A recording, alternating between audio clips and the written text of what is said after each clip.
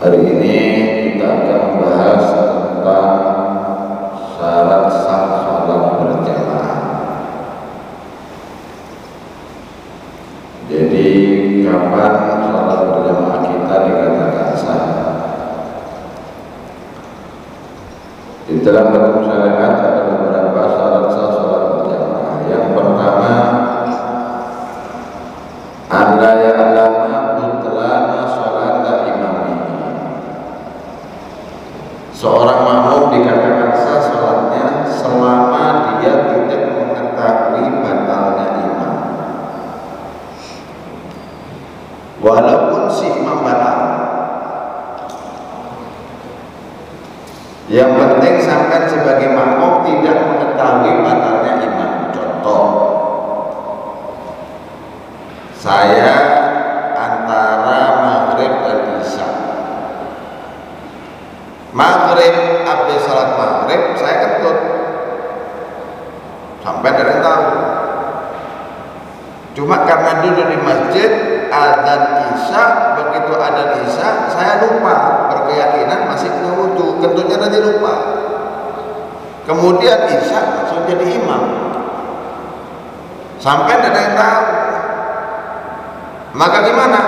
Maka sholatnya makmum semuanya sah, walaupun anak kapan ketika anak ingat, anak wajib untuk mengqadha lagi. Jadi misal jam 11 malam anak baru ingat, loh tadi maghrib anak kan kentut dari astagfirullah. Ya Pak, apakah anak wajib mengumumkan sama makmum? Tidak, karena makmum sholatnya sah. Hanya saya saja yang wajib untuk mengulangi sholat. Kecuali apabila ada di antara sampean yang tahu ketika anak kentut, habis kentut, cuma pura-pura tidak dengar, pura-pura tidak tahu, nutupi air kasihan, lalu nanti. Tapi anehnya ketika saya isya sampai ikut sholat juga, ini batal sekarang. Yang lain tidak batal. Lek sampean batal, tapi kan mungkin Habib sholat tanpa wudu, tidak apa-apa daono. Tidak bisa, namanya manusia biasa kecuali Nabi ya. Nabi Allah beri keistimewaan. Wali kentut ya batal Pak wudu. Apalagi orang biasa. Nah, jadi yang tahu tadi itu kalau tetap ngotot sholat, nah itu sholatnya batal. Kenapa? Syarat pertama tadi. Apa syarat pertama? Hendaknya tidak mengetahui batalnya imam. Jadi paham ya? Saya kasih contoh lagi. Contoh sholat. Ketika saya sholat sampai mengikut. Ketika saya salam, assalamualaikum warahmatullahi, ada kotoran burung Pak. Ketika saya berdiri atau mau salaman, mau pulang, mau pergi, ada kotoran burung atau ada tai cicak, tapi sampai tidak tahu di kaki anak. Setelah sholat, sampai biasa sholat merem, kan ada orang sholat, anak melek gesok khusyuk, oh tidak apa-apa. Begitu melek, wah kakinya Habib ada kotoran cicaknya, kan najis tuh. Berarti kan anak sholat bawa najis. Anak sholat bawa najis, sholatnya anak tidak sah. Lah sholatnya sampean tetap sah. Kenapa? Karena ketika jadi makmumnya anak sampai tidak mengetahui bahwa si imam ini batal. Ada bangkainya, ada namanya bangkai semut, tak sah Pak, tetap Pak. Jadi kalau sholat bawa bangkai itu tidak sah. Semut termasuk bangkai. Apa itu bangkai? Bangkai itu hewan yang tidak disembelih secara syariat, hewan yang halal yang mati tidak disembelih secara syariat, atau hewan yang haram dimakan walaupun disembelih secara syariat. Pak, ada kambing matinya ketabrak, bangkai, tidak boleh dimakan ini. Ada ayam matinya diracun, sampai mangan jadi nosop juga oleh. Nah, kenapa? Karena matinya tidak secara syariat. Itu bangkai, walaupun halal dimakan. Jadi ayam, bebek yang halal dimakan ini belum tentu halalnya. Dia dikatakan halal kalau disembelih secara syariat. Selain itu bangkai jadinya. Bebek keracunan, manrek tak kayak lalapan wae, haram. Tidak bisa, kecuali 3. Tidak bakal jadi bangkai. Siapa 3 ini? Ikan itu gak ono Pak cerita ikan disembelih salah syariat itu. Ikan tidak perlu dipotong ikan itu. Yang kedua belalang yang besar ya, itu kan halal dimakan. Beb, saya jijik urusannya sampean. Yang penting belalang dulu itu dimakan. Tapi belalang yang besar, kalau yang kecil tidak boleh. Yang ketiga manusia tidak bangkai tapi tetap haram dimakan. Kenapa kok manusia kok tidak jadi bangkai walaupun tidak disembelih secara syariat? Allah memuliakan anak cucu manusia. Walaqad karramna bani Adam. Aku Allah berjanji akan muliakan daripada anak cucu Adam. Jadi walaupun kita mati tidak jadi bangkai. Yang megang kita Pak tidak najis. Beda lagi hewan yang haram dimakan walaupun disembelih secara syariat. Kucing haram dipangan. Pak sembelih wae ben halal, dia tetap haram. Jadi kalau sampai megang kucing mati najis Pak. Kenapa? Karena bangkai. Ular, sampai ada ular mati, bukan hidup ya. Kalau hidup suci semuanya kecuali anjing sama babi. Ini tidak mati. Sampai nemu kucing mati kasihan, diambil, wajib cuci tangan, itu najis. Ada ular, banting ular sampai mati, kemudian dibuang. Nah ini wajib cuci tangan. Kenapa? Najis. Setiap bangkai itu najis dipegang. Sama semut walaupun cilik tetap najis, tapi najisnya makfu. Tapi kalau dibawa sholat, gimana hukum dibawa sholat? Batal sholatnya. Makanya saya dulu punya teman namanya Ahmad Tuban. Setelah sholat Pak, assalamualaikum, kakinya ada semutnya. Mat, kakimu ada semutnya, batal sholatmu, ngulangi lagi. Diambil sama dia. Ya Allah hidup, gerak kakinya Pak, enggak jadi mati. Kalau enggak mati berarti bukan bangkai, enggak apa-apa.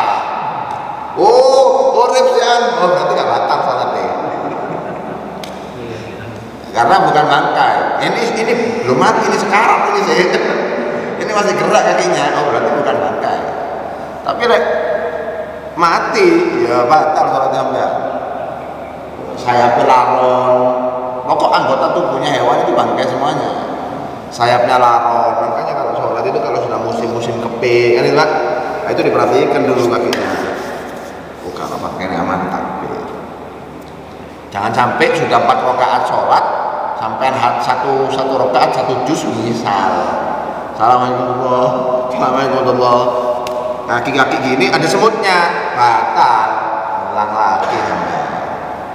Tapi yang batal sholatnya imam. Si makmum gimana? Tidak ada hubungannya selama dia tidak tahu. Jadi sampai tidak tahu, tidak ngefek terhadap kesahan sholatnya sampean.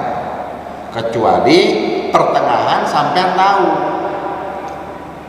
Dapat 2 rakaat melek, kelihatan kakinya anak ada semutnya, mufaroko sampean, ojo diterusno. Sholat sendiri sudah, tidak perlu ngikut anak lagi, gitu loh. Jadi tidak batal, walaupun tahu setelahnya atau tahu sebelumnya. Permasalahannya itu kalau sampean tahu tapi tetap ngotot ikut, nah ini baru merusak kesahan daripada sholatnya kita. Itu yang pertama ya. Mungkin difaham ya. Yang kedua hendaknya tidak meyakini qadha-nya imam. Hendaknya tidak meyakini qadha-nya imam. Maksudnya kalau tadi mengetahui ya, kalau ini meyakini.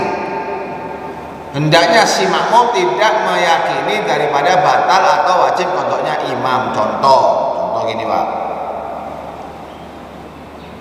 Saya sama surah ini tidur di kamar,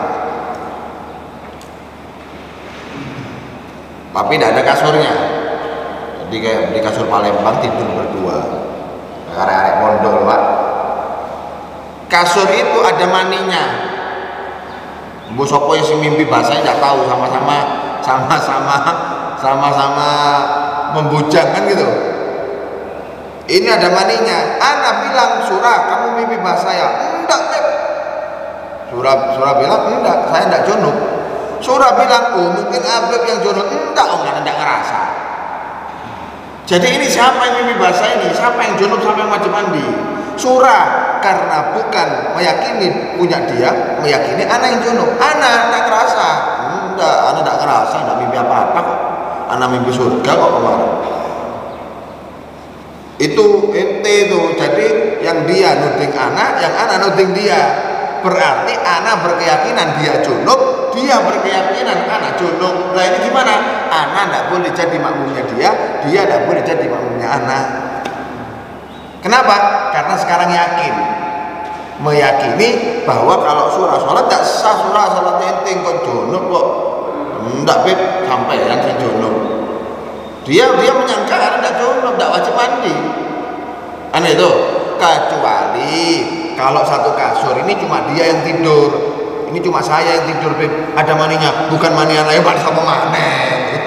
Tidak mungkin sudah. Kadang mani itu terasa, kadang tidak terasa mimpi basah itu Pak. Tiba-tiba bangun basah gitu aja. Lah gimana? Ya wajib mandi, tidak ada lagi. Ini tidak satu kasur berdua, ada toh masih bisa. Saya tidak boleh jadi makmumnya surah. Kenapa? Karena saya meyakini batalnya sholatnya surah. Itu yang kedua. Yang ketiga, hendaknya tidak meyakini wajib qadha-nya. Bisa dibedakan ya. Yang pertama mengetahui batalnya, yang kedua meyakini batalnya, yang ketiga wajib qadha-nya imam. Contoh tayamum. Sampean tidak oleh Pak, sampean sholat pakai air normal, jadi makmumnya orang tayamum itu tidak boleh. Kenapa kok tidak boleh? Karena orang tayamum ini wajib qadha. Berarti kenapa ente? Tidak ada air, sumur kering, cari air tidak ada, mau beli air juga tidak ada. Akhirnya anak tayamum Ustaz. Sudah ente makmum aja ente. Oh tidak bisa, anak mau jadi imam. Loh ente makmum aja? Tidak mau anak, tidak terima. Loh ya apa sih ente? Ente harus jadi makmum. Enggak, anak mau jadi imam. Ya sudah, ente sholat sendiri. Anak tidak mau jadi makmumnya ente. Kenapa? Karena kamu sholat tayamum. Orang yang sholat tayamum itu wajib qadha. Loh kok bisa Beb? Iya, karena sholatnya sholat hurmatil waqt, sholat darurat. Kapan ada air dia wajib ganti Pak. Paham ini ya?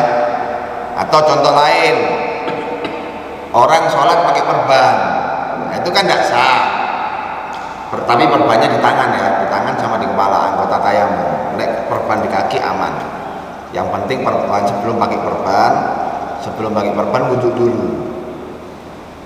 Jadi Pak kalau sampean pakai perban tapi tidak wudhu, ngontok sampean. Beb saya kecelakaan, Beb. Alhamdulillah, ada orang kecelakaan, jangan sampean. Ada orang kecelakaan, Beb. Pingsan, bangun-bangun sudah diperban. Nah, itu gimana? Dilepas lagi, wudhu. Setelah wudhu suruh pasang lagi perbannya. Kenapa? Jadi kalau 1 bulan dipakai ini perban, tidak wajib qadha sebulan. Tapi lek sampean moro-moro diperbani, gak dicoplok iki perbane. Memakai perban sebelum punya wudhu, ya apa? Berapa hari perbannya sampai pakai? Seminggu Beb, seminggu sampai sholatnya qadha. Makanya kalau di rumah sakit Islam Surabaya itu dokternya, susternya nyuruh wudhu dulu Pak kalau sebelum diperban. Kalau perbannya di kaki, Tapi kalau perbannya di anggota tayamum ya percuma tetap. Perbannya di tangan. Perbannya di tangan atau perbannya di kepala. Itu tetap wajib qadha. Loh kenapa, Beb? Karena pakai air tidak sempurna, ketika tayamum juga tidak sempurna. Loh lihat di kaki, pakai air tidak sempurna, tapi tayamumnya sempurna. Kenapa? Karena tayamum itu cuma di muka sama tangan. Tidak ono tayamum kayak wudhu mau sak sikil-sikil dikit debu kan tidak ada. Tayamum itu ya di muka sama di tangan. Berarti walaupun wudhunya ini tidak kena karena tertutup perban kan itu, tapi tayamum itu perwakilan, Pak. Sampai junub, Beb saya mau mandi besar tapi tidak ada air, tayamum, ya apa caranya? Apa gulung-gulung di pasir? Ya enggak. Ya apa caranya? Namanya tayamum itu, Pak, apapun penyebabnya tetap di muka sama tangan, perwakilan dia. Jadi perwakilan, Beb saya wajib mandi besar menghilangkan semua hadas. Ya apa caranya kalau tayamum? Ya tetap muka 1 kali, tangan 1 kali, tidak sunat 3 kali. Justru 3 kali makruh sampai. Duduk wudhu ini. Loh, masa Beb? Iya, itu perwakilan, muka sama tangan mewakili semuanya. Mau menghilangkan hadas kecil atau hadas besar. Nah, makanya kalau diperbanyak di kaki, kenapa sih kok tidak wajib qadha? Apa kok tidak wajib qadha? Karena walaupun airnya tidak sempurna, tapi anggota tayamumnya yang sempurna. Lek perbannya di tangan, wis gak usah, Pak. Sampai ngomong, "Oh, suster, bukakan dulu, suster." "Kenapa, Mas? Kenapa?" "Saya kata Habib sebelum pakai perban wajib wudhu dulu." Ya diguyu sampai susternya sampean. Lek di tangan niku, Mas. Kalau di tangan mau punya wudhu, tidak punya wudhu sebelum diperban, podo-podo wajib qadha. Sama-sama wajib qadha karena di anggota tayamum. Itu yang ketiga. Ya, kembali tadi. Tidak mengetahui batalnya imam, tidak meyakini batalnya imam, dan tidak wajib bagi si imam itu untuk mengqadha sholat. Tidak boleh mengikuti imam yang wajib qadha, itu tidak boleh. Seperti tadi tayamum, sholatnya sah, Beb. Orang tayamum sah, dapat pahala, tapi wajib qadha, gitu loh. Tapi wajib qadha. Terus yang keempat, hendaknya tidak mendahului daripada imam atau lambat daripada imam seukuran 2 kali rukun tawilah. Jadi Pak, sampean ini lek imam dulu ruku, sampean ruku haram tapi tidak batal. Imam sing maca Fatihah, sampean ruku. Lha iki lak makmum edan iki lak. Ya apa sih? Bernamanya berjamaah itu ya menurut aturan imam. Ini ndak, imamnya diajak balapan. Imam belum rukuk, dia sudah rukuk, melebihi lebih cepat 1 rukun ini. Kemudian i'tidal dia, sami Allahu liman hamidah, batal belum. Karena rukuk tidak dihitung. Rukuk itu rukun qasirah, pendek, boleh pendek. Maksudnya tidak boleh dipanjangkan. Sampai i'tidal Pak, lek kesuwen batal. I'tidal itu tidak boleh lama-lama. Lek rukuk lama-lama tidak apa-apa.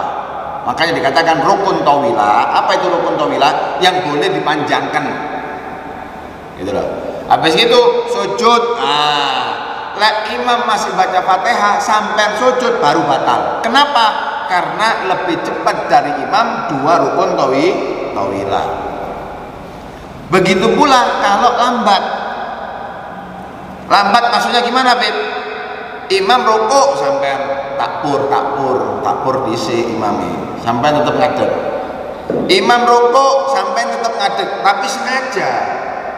Tidak ada udzur begitu loh. Imam sujud sampai tetap ngadeg, batal. Kenapa?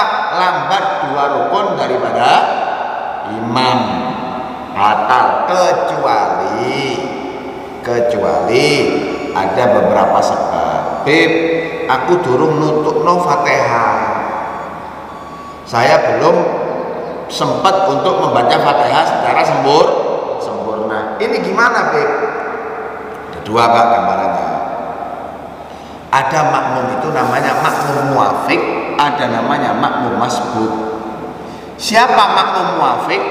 Makmum muafik itu yang mendapati waktu yang cukup untuk membaca Fatihah bersama imam. Contoh Pak, saya baru takbir Allahu Akbar, sampai ikut takbir Allahu Akbar.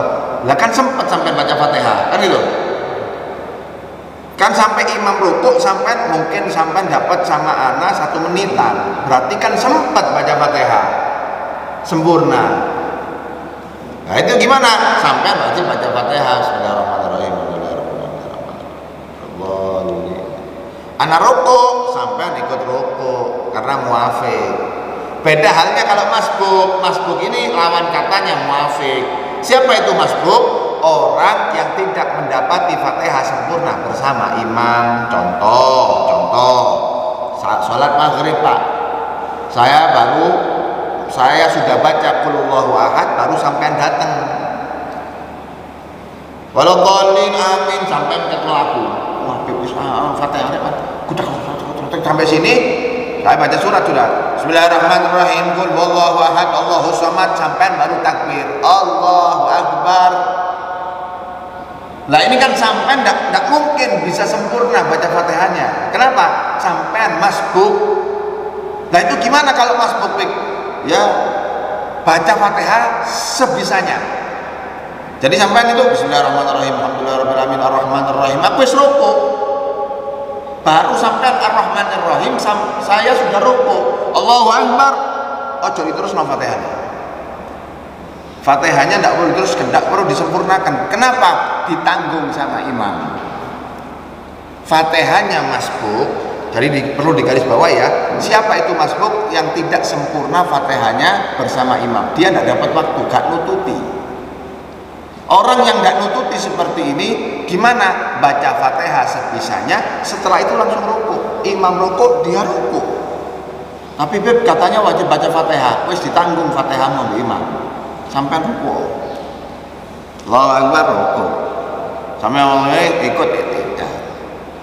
Lo lek tetap ngotot Pak, orang yang masbuk kalau tetap ngotot, imam rukuk, Allahu akbar, ditutup no. Ya karena butuh, ya karena sa'id, ihdinas siratal mustaqim, siratal ladzina ya Allah liman hamidah wa dhallin, batal 1 rakaatnya. Bukan batal sholatnya ya, 1 rakaatnya batal. Maksudnya 1 rakaatnya batal gimana?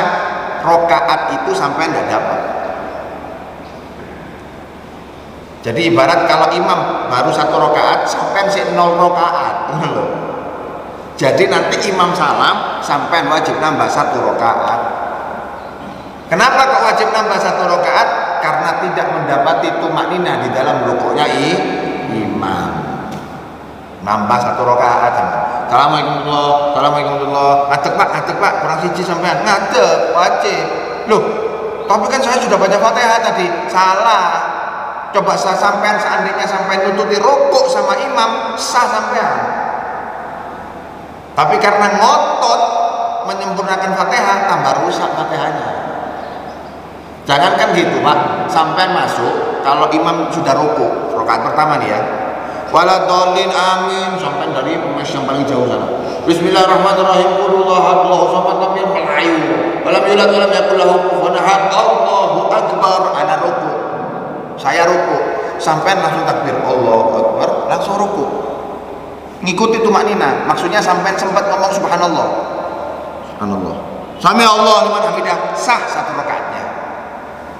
Kenapa kok sah? Karena sempat tumakninah di dalam rukuknya imam. Ruwet ini enggak kan ya? Bisa dipaham enggak? Bisa dipaham kan ya? Karena sempat nututi tumakninah bersama imam. Imam salam, sampai salam juga. Beb, saya belum baca Fatihah loh tadi. Baru takbir sama rukuk tok, ditanggung imam. Itu kalau masbuk. Lo lek muafik, kalau muafik gimana? Enggak boleh minta tanggungan. Kalau sampai muafik, nututi mulai awal, Allahu akbar, waladhdallin amin, baru sampai baca bismillahirrahmanirrahim. Imam rukuk, Allahu akbar, ojo rukuk sampean. Duh, cepet imam ini. Aku turun sempurna Fatihahku. Sampean wajib sempurnakan. Tidak boleh ceritanya kayak masbuk, baru setengah baru setengah imamnya rukuk, sampai ikut rukuk, gak oleh. Kenapa kau tidak boleh? Beda kisahnya, karena sampai muafik nututi baca Fatihah. Jadi wajib baca Fatihah sekarang. Karena kan mulai takbir sampai sudah di masjid, kan gitu. Beda kalau tadi kan dia memang telat. Kalau tidak telat wajib baca Fatihah, Pak. Lo imam rukuk, beb gimana imam rukuk? Terus no Fatihahnya gak apa-apa. Ya karena butuh ya karena saya ini surat mustaqim. Imam sujud, jarno sujud. Ya karena golin amin baru sampai rukuk. Tapi rukuknya cepat wae. Subhanallah. Alhamdulillah alhamdulillah. Subhanallah. Dikejar. Jadi imamnya dikejar. Lo beb telat 2 rakaat enggak batal, enggak apa-apa. Kalau 2 rakaat yang batal itu kalau sengaja sampai wis mari Fatihane imame rukuk jarno takbir ambek aku sampai Allah menimba jarno Allahu Akbar batal. Kenapa? Karena sampai sudah waktunya rukuk tapi tidak mau rukuk. Tapi kalau belum waktunya rukuk, misal tadi itu kan ada orang ngelamun, Pak. Sholat mikirin utang. Allah ciciran utang tahun gak lunas-lunas, sik bojoku yo nyicil kulkas saiki Allah. Akhirnya imam rukuk baru sadar dia, loh wis rukuk baru mau Fatihah. Kan ada itu, saya juga sering, Pak, itu masalahnya. Jadi imam rukuk sampai ngelamun. Imam rukuk, loh durung mau Fatihah, ndak boleh rukuk karena bukan masbuk, bukan orang yang telat. Sampai ngelamun. Lah gimana? Fatihahnya dibaca terus wajib dibaca. Bismillahirrahmanirrahim. Alhamdulillahirrahmanirrahim. Tidak jarno ya Rabbi ya rasanya waladhdallin sempurnakan baru rukuk sewajibnya aja sambil ngejar. Ojo rukuke dikhusyukno. Subhana rabbil azim wa bihamdi. Subhan ya tambah telat akeh sampean. Yang wajib-wajib aja. Subhanallah. Subhanallah, Allahu Akbar. Yang wajib kan ukuran subhanallah kan gitu. Adapun doanya, doa rukuk, doa i'tidal itu kan sunnah dibaca, Pak. Yang penting kejar-kejar aja gitu. Itu kalau atau imamnya kecepatan, beb, saya tidak ngelamun, beb, tapi imamnya kecepatan. Bismillahirrahmanirrahim. Alhamdulillah waladhdallin. Amin. Kan kita baru baca Fatihah nih. Kan makmum ini baca Fatihahnya afdolnya, sunnahnya setelah imam baca Fatihah kan gitu. Iki ndablek imame kepengin cepet. Bobot ngising, bobot goyo gak ngerti. Waladhdallin amin. Bismillahirrahmanirrahim. Yasin, Allahu Akbar, bingung sampean. Loh. Kok maca Yasin tek rukuk gimana? Apa nak rukuk, Beb? Enggak. Sampai ndak oleh rukuk. Kenapa kok tidak rukuk? Ya karena itu tadi, karena sampean muafik. Apa itu muafik? Yang mendapati waktu yang cukup untuk membaca Fatihah secara sempurna. Loh ini gimana, Beb? Aku ketinggalan. Gak apa-apa. Imam sudah rukuk, tidak apa-apa, sempurnakan Fatihahnya. Tidak apa-apa, itu aman-aman aja. Ya. Terus lanjut. Terakhir wis. Seaga sama. Terakhir. Hendaknya tidak ada penghalang di antara imam sama makmum kalau di luar masjid. Kalau di dalam masjid aman, Pak. Kalau di dalam masjid terserah. Saya di sini sampai di pojok situ tidak apa-apa. Misal sholat zuhur sampai sampai aku tok, tidak ada makmum lain. Gimana? Paling afdolnya kalau satu orang berada di kanan, berada di sini. Tapi kalau kondisi tidak apa-apa, di pojok tidak apa-apa. Kalau di luar gimana, Beb? Kalau di luar tuh gimana, Beb? Yang penting imam sama makmum tidak lebih dari 300 dirok. 300 dirok itu 150 meter. Jauhnya itu tidak sampai 150 meter. Kalau sudah keluar masjid ya. Kalau di dalam masjid tidak ada batas. Mau 1 kilo tidak apa-apa. Yang penting sampai tahu pergerakan sholat. Entah dengan suara atau dengan melihat. Beb tahu ketokan sampai ruku, ya gak apa-apa sasawai. Yang penting sampai kelihatan atau sampai mendengar. Allahu Akbar. Wah, ruku. Sami Allah, oh tidak. Yang penting mendengar asalkan di masjid tetap sah. Istimewanya masjid itu Pak. Tapi kalau di luar masjid tidak boleh lebih dari 300 meter 150 meter atau 300 diro. Jadi sampean sama imamnya artinya tidak boleh lebih dari 150 meter. Itu pun tidak boleh ada penghalang. Tidak boleh antara imam sama makmum, tidak boleh ada penghalang. Makanya Pak, ini kan masjid ya. Masjid, misal perempuan, kan kadang musola itu. Musola bukan masjid Pak. Jadi kalau misal penghalang seperti ini, tadi subuh, imamnya di sana, makmumnya di pinggir sana, ini tidak sah. Karena itu tertutup, itu terikat itu sebenarnya. Menghalangi sampainya makmum ke imam. Kalau ini bukan masjid, karena masjid sah. Makanya perhatikan musola-musola itu Pak, kalau tabirnya itu diikat, itu perempuannya tidak sah. Diikat pakai kain Beb, tapi kainnya diikat, itu kan dia tidak bisa sampai itu, nabrak dan mental itu. Nah itu tidak boleh. Nah gimana? Harus ada yang dibuka satu. Sekiranya makmumnya jalan, itu tabirnya bisa terbuang gitu. Jadi kalau sudah di luar masjid, hendaknya tidak ada penghalang antara imam sama makmum. Walaupun kelihatan, tapi menghalangi seperti kaca. Pintu ini ditutup. Ini seandainya kita gambarkan musola ini ya. Sampai sama anak semuanya sholat di sini. Pintunya ditutup karena AC. Pintu ini ditutup. Ada makmum sholat di luar. Di luar ini kelihatan dia kan kaca. Saya tahu kalau sampai rukuk tidak kelihatan karena kaca, tapi tidak sah. Kenapa kok tidak sah? Karena makmumnya terhalangi daripada untuk sampai kepada imam. Kalau ini gambarannya musola, tapi karena masjid sah-sah aja. Walaupun ini ditutup sah karena masjid. Yang perlu diperhatikan tuh musola apalagi yang AC. Ya ini harus dibuka Pak. Jadi pintunya ini harus dibuka kalau musola supaya ada koneksi gitu loh. Jadi yang nyetrumkan dari makmum dalam dengan makmum luar ada yang menyambungkan. Siapa menyambungkan dia pintu ini? Mau tidak mau. Kalau ini ditutup, sholat di pinggir sini tidak boleh.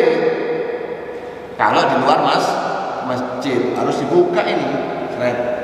Pintu ini harus dibuka, harus saya di pinggirnya. Beb, ini ditutup. Kemudian makmumnya sholat di luar sana, tapi yang di belakang ini dibuka, tetap nggak sah. Kalau ditutup ini ya, kalau ini musola. Kalau ini musola, kemudian ditutup ini semuanya, situ dibuka. Sholat berjamaah di sini makmumnya, di luar sana, nggak sah. Loh kan pintunya buka Beb, iya, tapi kan muter kan berpaling dari kiblat. Tidak boleh, tidak boleh. Jadi perhatikan, memang paling enak itu masjid Pak. Masjid itu keistimewaannya apa? Sampai bisa iktikaf. Iktikaf itu setiap detik dapat pahala, walaupun turu di masjid. Nawaitul iktikaf fi hadzal masjid maduntu fi. Tidur tetap pahala. Musola tidak ada. Musola tidak bisa diiktikafi. Musola, surau, langgar, Jawa ngomong. Ya kan? Itu tidak bisa sampai etika di sana, tidak dapat pahala. Jadi wakafnya harus masjid. Yang kedua, masjid itu bisa sholat tahiyatul masjid. Surau musola langgar tidak oleh tahiyatul masjid, tidak sah sholatnya. Yang boleh di tahiyatul masjid itu adalah masjid. Selain tempat ibadah, selain itu tidak ada tahiyatul masjid. Terus yang ketiga istimewanya yaitu bebas. Jadi untuk kesahan sholatnya itu aman. Yang penting makmum tidak mendahului. Imam di sini, makmumnya di sini, ya tidak bisa. Tapi kan masjid Beb, iya, tapi sampai posisinya mendahului imam. Batalnya itu karena mendahului imamnya. Masjidnya aman sebenarnya, tapi karena mendahului itu yang menyebabkan batal. Allah langsung. Dan cukup ya.